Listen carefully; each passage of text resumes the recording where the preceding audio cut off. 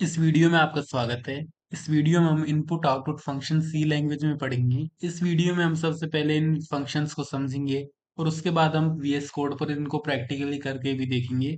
तो चलिए शुरू करते हैं। तो जब हम बात करते हैं इनपुट आउटपुट फंक्शन की, तो ये दो वर्ड से मिलकर बना है। पहला वर्ड है इनपुट या आउटपुट और दूसरा वर्ड है फंक्शन।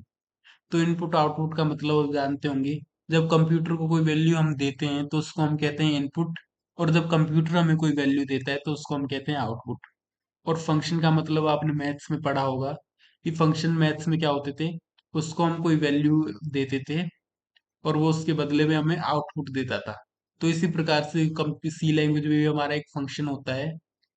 तो सी लैंग्वेज में क्या होता है, एक कोड लिखा होता है कुछ लाइनों का, और वो लाइनों का कोड एक काम कर कर हमें दे देता है, एक पर्टिकुलर टास्क हमको करके दे देता है। तो हमको एक वैल्यू देते हैं, एक इनपुट दे देते हैं, और वो उस वैल्यू पर हमको काम करके दे देता है। उसको हम फंक्शन कहते हैं। तो इस फंक्शन पर हम आगे आने वाले दिनों में डिटेल में भी पढ़ेंगे, लेकिन आज हम केवल इनपुट और आउटपुट फंक्शन को देखेंगे। तो सबसे पहले अब हम इनपुट फंक्शन को देख लेते हैं। Function use to read a single character. Character हमने लास्ट वीडियो में पढ़ा था। कैरेक्टर का मतलब होता है एक अल्फाबेट। अब ये अल्फाबेट बड़ा भी हो सकता है और छोटा भी हो सकता है, अपर केस भी हो सकता है और लोअर केस भी हो सकता है।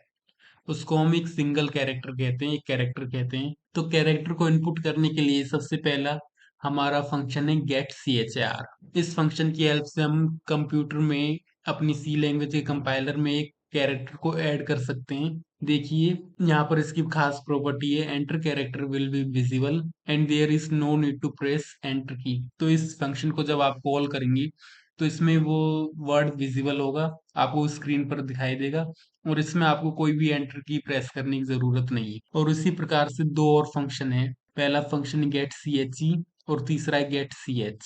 तो इस get C H E function में लास्ट में जो ई है उसका मतलब होता है इकोट। इसका मतलब होता है visible. The enter character will be visible and there is no need to press enter key. तो यहाँ पर हमें एंटर की प्रेस करने की जरूरत नहीं है, हमें बस कैरेक्टर को स्क्रीन पर लिखना है और वो हमें दिखाई भी देगा। और इसी तरह तीसरा एक फंक्शन है गेट सी एच। तो इसमें the character will be not visible और there is no need to press enter key. तो इस तीसरे फंक्शन में क्या होता है, गेट सी एच में, इस फंक्शन में हमारा जो कैरेक्टर होता है वो विजिबल भी नहीं होता और वहां पर हमें एंटर की प्रेस करने की जरूरत भी नहीं। तो आप ध्यान से अगर देखा होगा, आपने सुना होगा, तो आपको इन दोनों में बस एक ही डिफरेंस दिख रहा होगा, गेट सी एच ई और गेट सी एच में। गेट सी एच ई में वो कैरेक्टर विजिबल रहता है और गेट सी एच में विजिबल नहीं रहता। तो इसलिए हमने यहाँ पर इस ई से हम याद रख सकते हैं, क्योंकि इस ई का मतलब होता है इकोस्ट और इसका मतलब होता है विजिबल।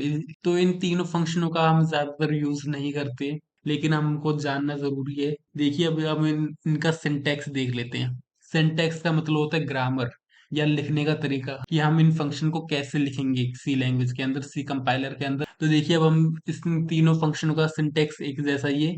पहला सिंटैक्स है यहाँ पर, हम इन फंक्शन को कॉल कर सकते हैं और इस कॉल के अंदर इन ब्रैकेट्स के अंदर हम यहाँ पर वेरिएबल का नाम लिख लेंगे कि किस वेरिएबल में ये वैल्यू स्टोर होगी।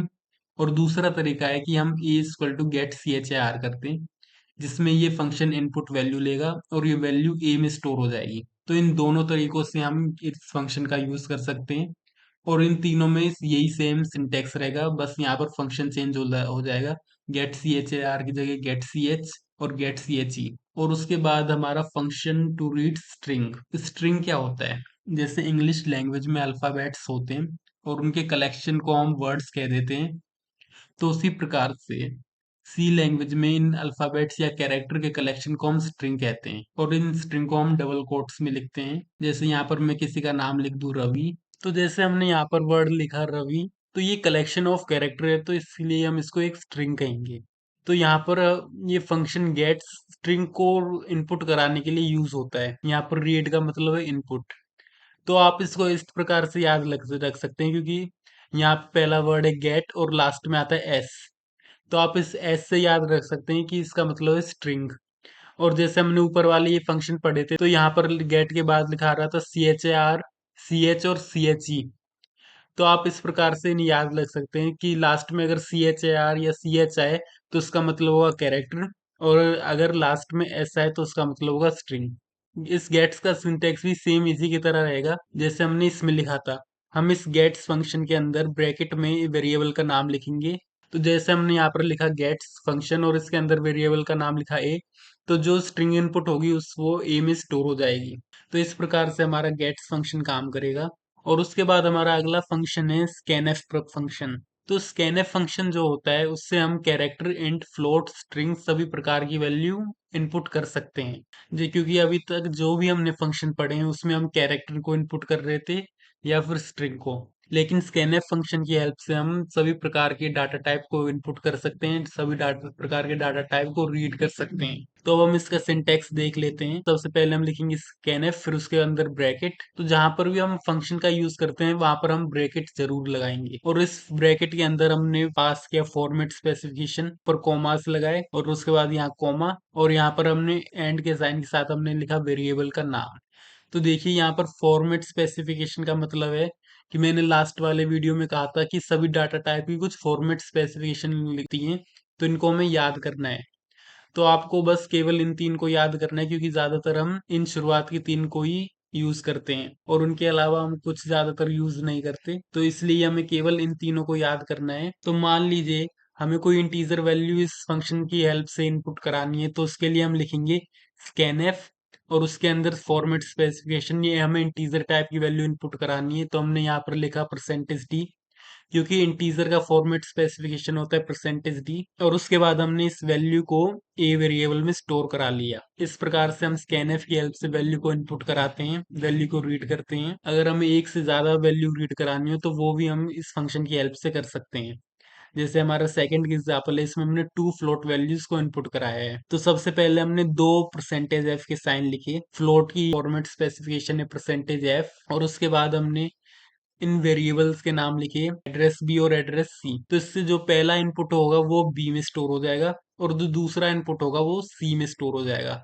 तो इस प्रकार से हम स्कैनएफ फंक्शन की हेल्प से इनपुट लेंगे। तो फॉर्मेट स्पेसिफिकेशन हम इसलिए लिखते हैं क्योंकि हम कंपाइलर को पहले बताते हैं कि हमें किस टाइप की वैल्यू इनपुट करनी है, तो इसलिए हम यहाँ पर फॉर्मेट स्पेसिफिकेशन देते हैं और इस एंड साइन के साथ हम वेरिएबल का नाम लिखकर उस वैल्यू को इस वेरिएबल में स्टोर कर लेते हैं। तो इसको हम अभी प्रैक्टिकली भी देखेंगे। अब इनपुट फंक्शंस के बाद हम आउटपुट फंक्शन देख लेते हैं। तो इन आउटपुट फंक्शंस में सबसे पहला फंक्शन है पुट char, जिसमें हम एक कैरेक्टर को हम स्क्रीन पर प्रिंट कर सकते हैं। इसका हमारा सिंटेक्स रहेगा पुट char, और इसके अंदर में हमें वेरिएबल नेम देना होगा। और यहाँ पर एक फंक्शन रह गया है। इस पुट char की तरह हम एक और फंक्शन होता है हमारा पुट s।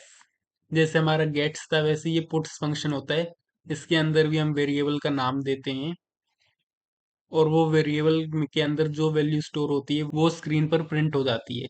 यहाँ पर एस का मतलब है स्ट्रिंग, तो ये हम स्ट्रिंग के लिए यूज करते हैं। इसमें भी आप लास्ट के वर्ड से पता कर सकते हैं। जैसे यहाँ पर char लिखा है तो इसका मतलब होगा कि ये कैरेक्टर के लिए, और यहाँ पर लास्ट में एस है तो इसका मतलब है कि ये एक स्ट्रिंग के लिए है। और स्कैनएफ की तरह ही हमारे एक और फंक्शन होता है प्रिंटएफ। स्कैनएफ और प्रिंटएफ का लगभग सभी प्रोग्राम्स में यूज करते हैं। तो प्रिंटएफ की हेल्प से भी हम सभी प्रकार की वैल्यूज को प्रिंट कर सकते हैं। तो इसके सिंटेक्स में भी हम सबसे पहले लिखेंगे प्रिंटएफ और उसके बाद हम ब्रैकेट लगाएंगे और उसके बाद हम इसकी फॉर्मेट स्पेसिफिकेशन देंगे। फॉर्मेट स्पेसिफिकेशन देने के बाद हम एक कॉमा लगाएंगे और उसके बाद वेरिएबल का नाम और उसके बाद एंड में सेमीकोलन। तो हमें एक बात भी याद रखनी है कि सी लैंग्वेज में कोई भी फंक्शन लिखते हैं तो उसके एंड में हम सेमीकोलन देते हैं। इस सेमीकोलन का मतलब होता है कि हमारी ये इंस्ट्रक्शन खत्म, और ये एक लाइन की तरह होता है। जैसे हम हिंदी में पूर्ण विराम लगाते हैं और इंग्लिश में डॉट लगाते हैं, उसी प्रकार से ये सेमीकोलन होता है सी लैंग्वेज में।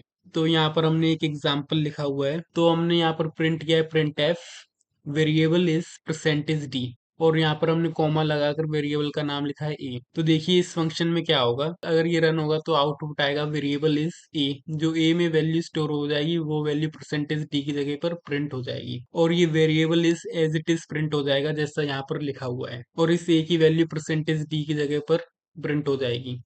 और यहाँ पर एक इंटीजर वैल्यू है, ये हमें %d से पता चल रहा है क्योंकि %d इंट वैल्यू का फॉर्मेट स्पेसिफिकेशन है। तो अब हम इन सभी फंक्शंस को प्रैक्टिकली भी करके देख लेते हैं। तो मैं सी लैंग्वेज के प्रोग्राम्स को रन करने के लिए वीएस कोड का यूज करूंगा। तो आप और किसी भी तो आप और किसी का कंपाइलर का भी यूज कर सकते हैं। और जिन बच्चों के पास कंप्यूटर या लैपटॉप नहीं है तो कोडिंग सी नाम का एक कंपाइलर आता है, वो आपको प्ले स्टोर पर मिल जाएगा। तो आप उसको भी डाउनलोड कर सकते हैं और उसमें भी प्रैक्टिस कर सकते हैं। लेकिन मैं एक सजेशन देना चाहूँगा कि आप जब भी फ़ोन या कंप्यूटर पर अपना प्रोग्राम रन करें, उसको रन करने से पहले आप उसको अपने हाथों से ज़रूर लिखा करें। ऐसा कहा जाता है कि जब आप किसी चीज़ को हाथ से लिखते हैं, तो वो सीधा आपके ब्रेन में स्टोर होती है। तो जितना आप अपने हाथों से लिखेंगे, उतनी आपकी प्रैक्टिस होगी और आप उतनी जल्दी ये लैंग्वेज सीखेंगे। तो चलिए अब हम अपना प्रोग्राम शुरू करते हैं। तो जब भी हम कोई नई प्रोग्रामिंग लैंग्वेज सीखते हैं, तो उसमें हम सबसे पहला प्रोग्राम बनाते हैं हेलो वर्ल्ड प्रिंट करने का। पर ऐसा कोई कंपल्शन नहीं है, आप कोई सा भी प्रोग्राम सीख सकते हैं। लेकिन हमने अपना पहला प्रोग्राम हेलो वर्ल्ड का बनाया है। तो देखिए सबसे पहली लाइन हमने लिखी है हैशटैग इंक्लूड stdio.h। तो देखिए इसका क्या मतलब है। आप हैशटैग इंक्लूड की हेल्प से कोई भी फाइल इंक्लूड कर सकते हैं और इन एंगुलर ब्रैकेट्स के अंदर आपको अपनी फाइल का नाम लिखना है। तो हमने एक फाइल इंक्लूड की है जिसका नाम है stdio.h। तो ये लाइन आपको रट लेनी है क्योंकि जितने भी हम फंक्शन जितने भी हम प्रोग्राम सी के बनाएंगे उन सभी प्रोग्राम्स हमें ये लाइन लिखनी है।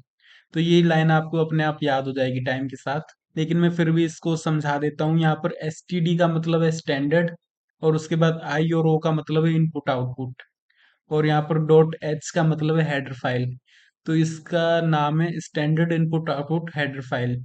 तो इसको हमने इसलिए इंक्लूड किया है क्योंकि इसके अंदर हमारे सारे फंक्शन डिफाइन रहते हैं। फंक्शन हम अभी कुछ दिनों बाद पढ़ेंगे। तो जब आपको ये सब चीजें समझ आ जाएंगी और यहाँ पर भी हमने ये एक फंक्शन ही लिखा है। तो देखिए यहाँ वॉइड मेन के बाद हमने दो ब्रैकेट लगाए हैं, एक ये ऊपर वाला और एक ये नीचे। तो इन दोनों ब्रैकेट के अंदर हमें अपना कोड लिखना है। तो हम अपना जो भी कोड लिखेंगे वो इन दोनों ब्रैकेट्स के अंदर लिखेंगे जिससे कि वो रन हो पाए। तो ये दोनों लाइन हम अपने हर प्रोग्राम में लिखेंगे। तो देखिए यहाँ पर मैंने लाइन लिखी है प्रिंट एफ। मैंने प्रिंट फंक्शन का यूज किया है और प्रिंट फंक्शन के अंदर मैंने एक स्टेटमेंट लिखी है, मैंने एक लाइन लिखी है हेलो वर्ल्ड। तो अब हम इसको रन करके देखते हैं। तो देखिए इस फंक्शन से क्या होगा, प्रिंट एफ के अंदर मैं जो भी इन्वर्टेड कोमा में लिखूंगा वो एज इट इज स्क्रीन पे प्रिंट हो जाएगा। तो इसको रन करने के लिए सबसे पहले हम इसको सेव करेंगे और इसको सेव करने के बाद हम टर्मिनल पे क्लिक करेंगे। टर्मिनल के बाद न्यू टर्मिनल और उसके बाद यहाँ पर हम एक कमांड लिखेंगे जीसीसी। तो देखो जीसीसी कमांड का मतलब क्या होता है। तो जीसीसी कमांड हम इसलिए लिखते हैं ताकि हमारा जो प्रोग्राम है वो कंपाइल हो जाए। आपने पढ़ा होगा कि कंप्यूटर केवल 1010 वाली बाइनरी लैंग्वेज अंडरस्टैंड करता है। तो ये कंपाइलर इस सी लैंग्वेज को बाइनरी लैंग्वेज में ट्रांसलेट कर देता है। तो उसको हम कंपाइलर कहते हैं और इस जीसीसी के बाद हम अपने प्रोग्राम का नाम लिखेंगे जिसका नाम मैंने रखा है sam1.c और इसके बाद हम एंटर प्रिंट करेंगे। तो अब हमारा प्रोग्राम जो है वो कंपाइल हो चुका है और इसके बाद हम एक कमांड लिखेंगे डॉट स्लैश a.exe। तो इस कमांड से क्या होगा, इस कमांड से हमारा आउटपुट आ जाएगा। तो अब इसके बाद हम एंटर प्रेस करेंगे और यहाँ पर हमारा आउटपुट आ चुका है हेलो वर्ल्ड जो हमने ऊपर लिखा था। लेकिन यहाँ पर मैं एक बात बता दूं कि कुछ बच्चे वो नीला वाला कंपाइलर यूज करते होंगे क्योंकि ज्यादातर कॉलेजेस में वही कंपाइलर यूज होता है जिसकी स्क्रीन नीली से होती है। तो उस पे ये आउटपुट नहीं आ रहा होगा, उसमें हम थोड़ा सा बदलाव करते हैं। उस पे हम यहाँ पर लास्ट में एक लाइन लिखेंगे, एक फंक्शन लिखेंगे गेट सी एच जो अभी हमने थोड़ी देर पहले पढ़ा था। तो इस गेट सी एच से क्या होगा, देखो जो नीले वाला कंपाइलर होता है उसमें हमारा कोड रन हो जाता है, हमारा आउटपुट आ जाता है, लेकिन वो स्क्रीन पे रुकता नहीं है। वो स्क्रीन पे आते ही हमारा वापस से प्रोग्राम खुल जाता है जिससे की वजह से हम अपना आउटपुट देख नहीं पाते। वो प्रिंट तो हो जाते पर हम देख नहीं पाते। लेकिन हमने थोड़ी देर पहले पढ़ा था गेट सी एच फंक्शन के बारे में। तो ये गेट सी एच फंक्शन क्या करता है, इस फंक्शन का यूज हम एक कैरेक्टर के इनपुट के लिए करते हैं। तो इस फंक्शन से क्या होगा, इस फंक्शन से जब तक हम एक कोई बटन अपना कीबोर्ड का प्रेस नहीं कर देते तो जब तक हमारी स्क्रीन वहां पर रुकी रहेगी और हम अपना आउटपुट देख पाएंगे। और उसके बाद हम यहाँ पर जिन बच्चों की नीली स्क्रीन होती है उसके लिए हम एक और फाइल यहाँ पर इंक्लूड करते हैं conio.h। और यहाँ पर ये conio.h हमने इसलिए इंक्लूड किया है क्योंकि उनकी स्क्रीन पर कुछ लिखा भी आता है पहले से। अगर हम उसको नहीं चाहते कि हमारी स्क्रीन पर कुछ नहीं लिखाना है और केवल हमारा आउटपुट ही लिखा है, तो उसके लिए हम एक और फंक्शन का यूज करते हैं क्लियर स्क्रीन, CALSCR। इस फंक्शन की हेल्प से हमारी पूरी स्क्रीन क्लियर हो जाती है। तो ये दोनों बातें उन बच्चों के लिए थी जो नीले वाला वो कंपाइलर यूज करते हैं। लेकिन जो बच्चे वीएस कोड यूज करते हैं उनको इनकी जरूरत नहीं है। यहाँ लास्ट में गेट सी एच की भी ज़रूरत नहीं है और ना ही इसकी ज़रूरत है। तो चलिए अब हम अपना अगला प्रोग्राम देखते हैं। अब मैं इसको हटा देता हूँ। तो मान लीजिए मुझे 2 नंबर इनपुट कराने, तो अब की बार हम 2 नंबर को इनपुट करा के उनको प्रिंट कराएँगे। तो देखिए उसके लिए हम क्या करेंगे? उसके लिए सबसे पहले हम 2 वेरिएबल डिक्लेयर करेंगे। पहले का नाम मैंने रखा ए और दूसरे का बी, और इसके बाद हम एक लाइन प्रिंट करवाएँगे प्रिंटफ फंक्शन की हेल्प से, जिसके अंदर इन्वर्टेड इन्वर्टेड कोमा में हम लिखेंगे एंटर 2 नंबर्स, जिससे कि ये line as it is screen पे प्रिंट हो जाएगी, और लास्ट में हम लिखेंगे सेमीकोलन। तो जैसा कि मैंने पहले बता चुका हूँ कि सेमीकोलन का मतलब होता है, जैसे हमारा इंग्लिश में फुल स्टॉप होता है और हिंदी में पूर्ण विराम होता है। उसका मतलब है कि हमारी ये लाइन खत्म हो चुकी है, ये एक इंस्ट्रक्शन है। और उसके बाद हम नेक्स्ट लाइन में लिखेंगे स्कैन एफ परसेंटेज डी,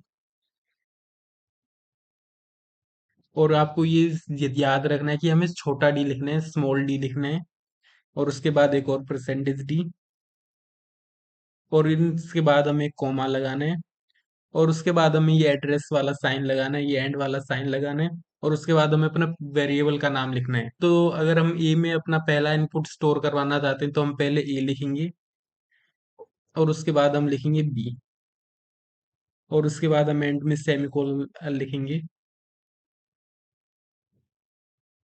और उसके बाद हम अपने नंबर्स को प्रिंट करवा देंगे प्रिंट एफ फंक्शन की हेल्प से।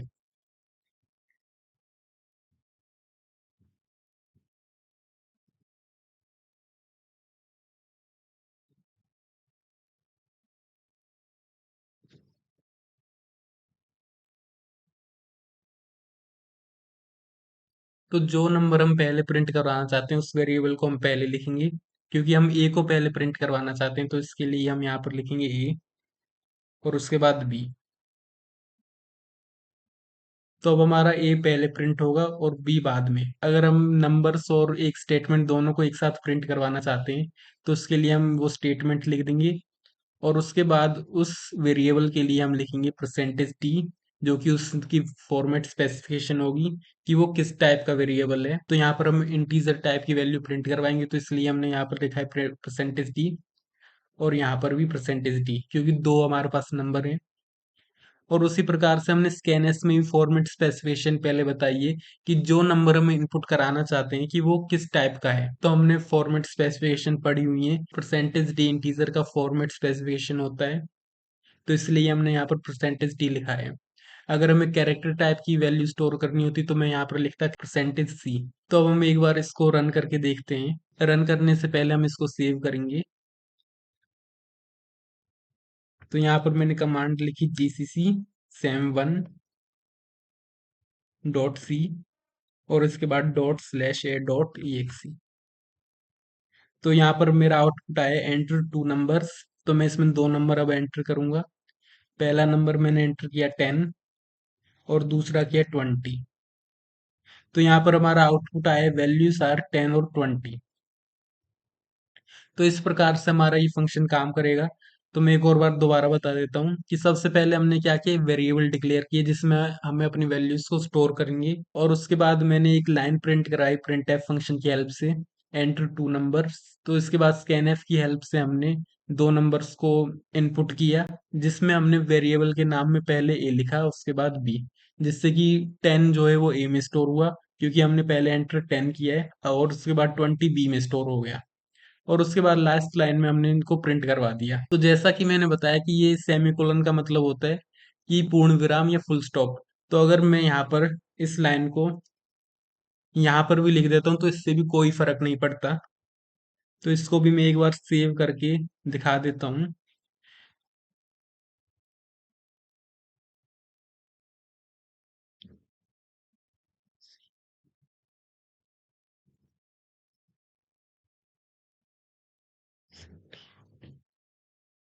तो यहाँ पर आप देख सकते हैं कि हमारे आउटपुट पर कोई फर्क नहीं पड़ा। तो हम इस प्रकार से भी अपने कोड को लिख सकते हैं, लेकिन हमारा कोड दिखने में अच्छा लगे इसलिए हम इसको इस प्रकार से लिखते हैं। हम एक लाइन में एक इंस्ट्रक्शन लिखते हैं। तो अब हम एक और एग्जाम्पल देखते हैं। तो यहाँ पर मैंने एक और प्रोग्राम लिखा है जिसमें हम एक स्ट्रिंग को इनपुट कराएंगे और फिर उसके बाद उसको प्रिंट करेंगे।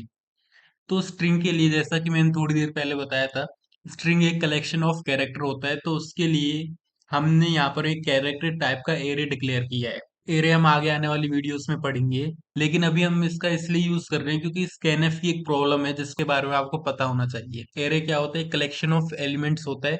तो यहाँ पर हम जानते हैं कि स्ट्रिंग एक कलेक्शन ऑफ कैरेक्टर है, तो यहाँ पर हमने कैरेक्टर की एरे लिए ए, और इस ए में का साइज है 20। तो इस एरे में हम 20 कैरेक्टर स्टोर कर सकते हैं। फिर उसके बाद हमने एक स्टेटमेंट प्रिंट करवाया, एंटर नेम। और उसके बाद हमने स्कैनफ की हेल्प से यहाँ पर हमने फॉर्मेट स्पेसिफिकेशन लिखी %s। लेकिन अगर आप सोच रहे हो कि यहाँ पर हमने कैरेक्टर टाइप की एरे डिक्लेयर की है और यहाँ पर हम सी लिखें, तो उससे देखिए क्या होगा। अगर आप यहाँ पर एस की जगह पर सी लिखेंगे तो उससे केवल एक ही कैरेक्टर रीड होगा। जैसे आपका नाम रोहित है तो उसमें केवल आर ही इसका इनपुट होगा और बाकी कुछ भी इनपुट नहीं होगा। तो इसलिए हमने यहाँ पर स्ट्रिंग लिया है, फॉर्मेट स्पेसिफिकेशन एस लिए, ताकि पूरा नेम इनपुट हो पाए। और उस नेम को हमने ए में स्टोर कर लिया है और लास्ट में सेमी कोलन, और अगली लाइन में हमने उसको प्रिंट करवा लिया है। तो अब हम इसको सेव करके रन करके देखते हैं।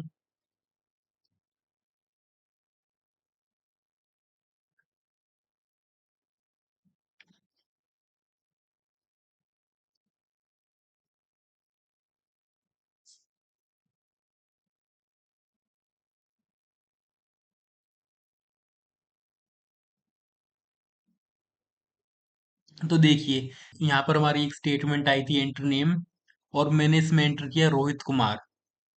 लेकिन जो हमारा आउटपुट आया वो क्या आया? केवल रोहित, और उसके आगे का ये कुमार इसमें आउटपुट में नहीं आया।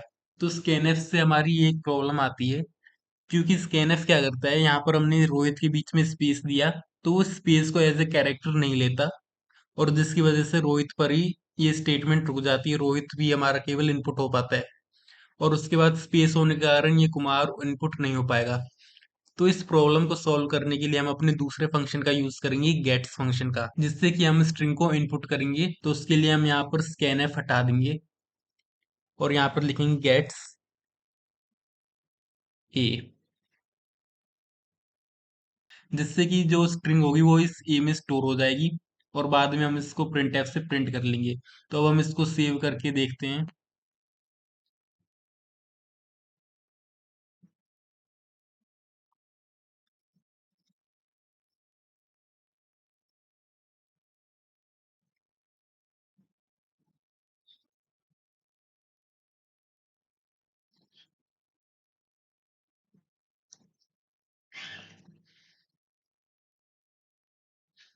तो आप देख सकते हैं यहाँ पर हमारा नाम एज इट इज आउटपुट में आया, रोहित और कुमार, और यहाँ पर हमारा पूरा नाम आउटपुट में आ गया, और यहाँ पर बीच का स्पेस जो है वो एज ए कैरेक्टर लिया गया। तो ये इस फंक्शन का स्पेशल यूज है, इसको हम स्कैनफ से नहीं कर सकते। और उसी प्रकार से हम पुट्स फंक्शन की हेल्प से भी आउटपुट ले सकते हैं। उसके लिए हम लिखेंगे पुट्स ए, और इसको सेव करके हम रन करेंगे तो इससे भी हमारा आउटपुट सेम आएगा।